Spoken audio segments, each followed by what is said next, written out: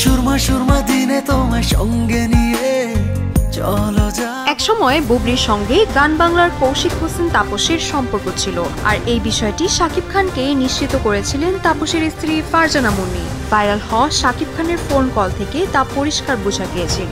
তার তো এর আগেও আমি অনেক স্ক্যান্ডাল শুনেছি, আমরা এই স্ক্যান্ডালটা তো তাপসের ওয়াইফ নিজে বললেন এবং সেটার অডিও আমরা শুনলাম সবাই, এবং আমার তো আমি নাই বললাম।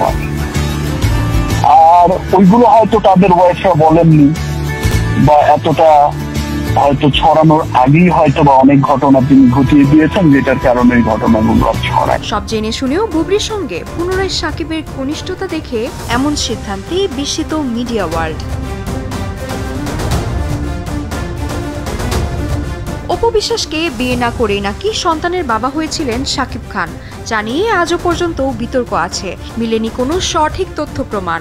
কখনো অপু বলেছেন তাদের বিয়ে হয়েছে, আবার পরে তা অস্বীকারও করেছেন। কখনো বলেছেন তিনি ইসলাম ধর্ম গ্রহণ করেছেন, আবার কখনো বলেছেন উনি হিন্দুই আছেন। আমি কিন্তু বেসিকই হিন্দু, আমি মারা গেলে আমাকে চিতায় নিতে হবে। সব মিলিয়ে অপু বিশ্বাস প্রতারণার শিকার হয়েছেন বলে মনে করেন বাংলা সিনেমার অপু বিশ্বাসের ফ্যান ফলোয়াররা।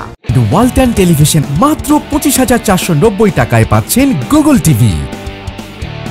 আমি অনেক কষ্ট সহ্য করেছি, অনেক অনেক অপমানিত, লাঞ্ছিত, টর্চার অনেক হয়েছে। আমি কোনোদিন মুখ ফুটে বলিনি, কোনোদিন না। এর মধ্যে হঠাৎ বুবলির সাথে সন্তান সহ শাকিব খানের আমেরিকার বিভিন্ন লোকেশনে ছবি নানা প্রশ্নের জন্ম দিয়েছে। তবে কি অপু বিশ্বাসের সাথে সকল সম্পর্ক ছিন্ন করলেন শাকিব খান? টলিউড কুইন অপু বিশ্বাস কি তবে প্রতারণার শিকার হলেন?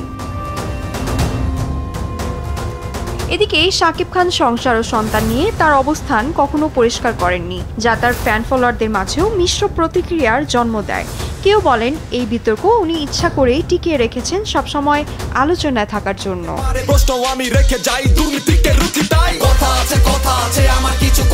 সমালোচকদের মতে ব্যক্তি জীবন নিয়ে টানাপোড়েনের কারণে সবসময় আলোচনায় থাকা শাকিব খানের সিনেমা হিট হওয়ার পেছনে এটিও একটি কারণ। তাকে বলা হয়েছে যে আমি যদি বেবি নেই তাহলে আমাকে ডিভোর্স, আমাকে সংসার না হলে বাচ্চা, দুটার একটা চুজ করতে বলা হয়েছে। এক সময় শাকিব খানের বিরুদ্ধে পাহাড় সমান অভিযোগ ছিল শবনম বুবলির। হঠাৎ কিভাবে শাকিব খান ম্যানেজ করলেন বুবলিকে, এই প্রশ্ন এখন মিডিয়া অঙ্গনে।